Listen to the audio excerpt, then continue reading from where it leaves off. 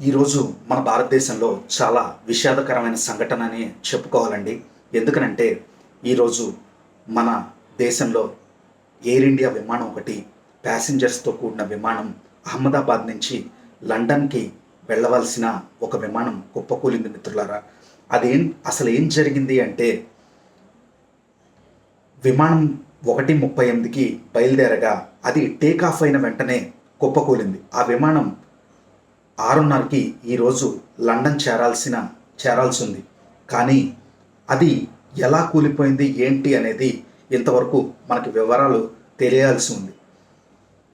ఆ విమానంలో మొత్తం 230 మంది ప్యాసింజర్సు, 12 మంది క్రూ మెంబర్స్ ఉన్నారు. మొత్తం 242 మంది మనుషులు ఉన్నారు. అయితే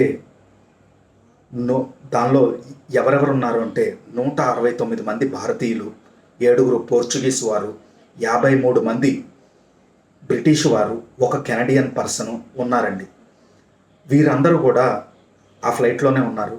ఇంకా విషయం ఏంటంటే మనకు వచ్చిన సమాచారం ప్రకారం అక్కడ గుజరాత్లోని ఎక్స్ సీఎం కూడా ఉన్నారని చెప్తున్నారు.